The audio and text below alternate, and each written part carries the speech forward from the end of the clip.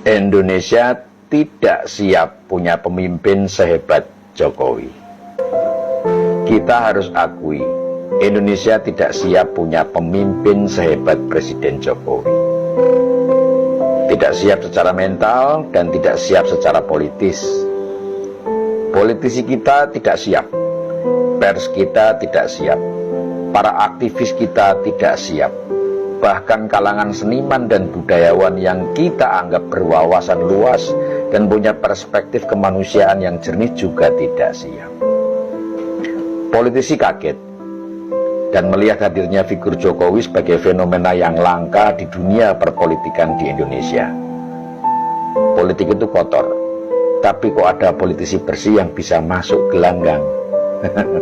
Kalau istilahnya Pak Bambang Pacul, Jokowi ini Korea jenis yang berbeda. Mungkin Korea hibrida. Pers dan media kita tidak siap dan cenderung menjadi kikuk dengan hadirnya pemimpin seperti Pak Jokowi. Kalangan pers yang punya jargon bad news is a good news jadi bingung menjual berita mereka. Nulis soal Jokowi isinya baik semua, padahal berita baik tidak menjual. Lalu bagaimana mau untung? Kalau sudah begitu, mau tidak mau media harus membuat pilihan.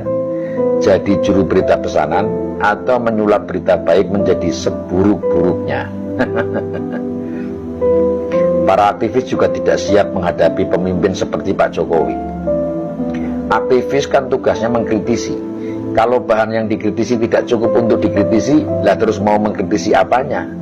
Akhirnya jadi sama seperti media. Kalau mau tetap dibilang aktivis, ya melayani jasa kritik dan demo pesanan saja. Ini aktivis apa hiperaktivis sih? Nggak perlu demo kok harus demo. Kalau aktivis jalanan melayani pesanan mungkin masih masuk akal. Lah ini aktivisnya mahasiswa. Mahasiswa itu kan kelompok yang sama-sama kita tahu memiliki kualitas dan latar belakang pendidikan yang lebih baik. Kalau akhirnya melayani pesanan atau yang sering diledek dengan istilah mahasiswa, lah terus ilmiahnya di mana? Seniman dan budayawan kita tidak kalah kalang kabutnya ketemu sosok pemimpin seperti Jokowi. Grup teater yang biasa mengolok-olok pemimpin korup jadi tidak punya bahan untuk dijadikan naskah pertunjukan. Zaman Pak Harto, zaman Pak SBY masih banyak bahan. Lah zaman Pak Jokowi ibarat sumur airnya kosong, tidak bisa ditimba. Pak Jokowi memang jadi sumber paceklik seniman-seniman yang cari makan dengan sindiran-sindiran dan kritikan-kritikan. Ide mereka mampet ketemu presiden sebersih Jokowi. Padahal seniman masih bisa makan dengan membuat atraksi dan menampilkan bakat-bakat yang hebat loh. Tapi maaf, jangan-jangan kebanyakan seniman kita aslinya nggak punya bakat. Lah terus apa bedanya sama aktivis jalanan tadi? Di kalangan budayawan yang seringkali juga disusupi rohaniawan, punya pemimpin seperti Jokowi ini banyak bikin mereka kaget-kagetan. Revolusi mental yang dijalankan Presiden Jokowi seperti mengambil alih sebagian pekerjaan mereka. Meski banyak yang mengklaim revolusi mental tidak berhasil, tapi kenyataannya kita bisa lihat sendiri. Di masyarakat telah terjadi perubahan perilaku dan sikap yang cukup menonjol, dan semua itu mengarah pada aspek mental. Kita lihat bagaimana pembangunan infrastruktur juga berjalan sejajar dengan gaya hidup masyarakat kita. Jalanan tidak sesemrawut zaman dulu. Para pengguna moda transportasi umum tertib menggunakan fasilitas. Ketaatan membayar pajak juga meningkat. Kepatuhan terhadap peraturan juga semakin baik. Toleransi beragama meningkat. Kecintaan terhadap budaya dan produk lokal juga jauh lebih baik. Terus tidak berhasilnya di sebelah mana? Tanpa sadar, budayawan dan rohaniawan kita mulai kurang kerjaan. Dan harusnya mereka bahagia karena itu. Tapi seperti yang kita lihat belakangan, mereka ikut rame-rame menyudutkan presiden. Apa karena mata pencarian mereka mulai berkurang? Kalau iya kan bisa dibicarakan. Tapi ketidaksiapan itu tidak berlaku bagi rakyat atau kelompok awam yang memang sangat merindukan pemimpin seperti Pak Jokowi.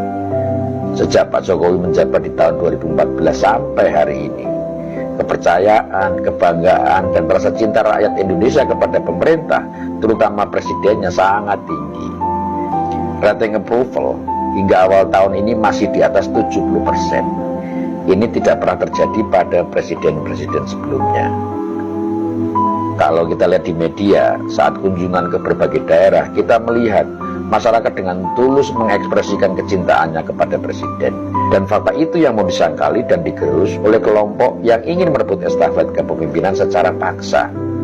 Mereka tidak paham, kepercayaan itu tidak bisa diambil dari rakyat, tapi ditumbuhkan dari kerja keras oleh orang yang akan mendapatkan kepercayaan itu.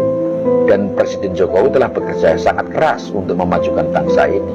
Jejak itu jelas tidak akan pernah bisa dihapus, bahkan oleh fitnah yang paling meyakinkan. Apakah Indonesia tidak akan pernah siap untuk menjadi bangsa yang hebat karena dipimpin oleh seorang presiden yang hebat? Semestinya tidak. Kalau kita semua mau mengedepankan kecerdasan dan kejernihan pikir, Indonesia yang dulu bernama Nusantara pernah menjadi bangsa yang besar di mata dunia. Lalu sekarang kita ingin dibangkitkan kembali menjadi jauh lebih besar lagi.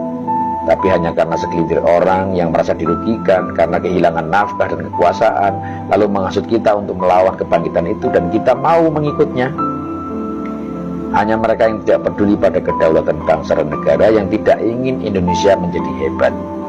Hanya mereka yang tidak bisa berbuat sesuka hati, yang tidak siap memiliki pemimpin yang hebat. Dan mereka itu sesungguhnya tidak banyak jumlahnya. Kalau rakyat berdaulat, maka mereka hanya bagaikan beberapa ekor lalat yang dengan mudah bisa disikat. Semoga bermanfaat.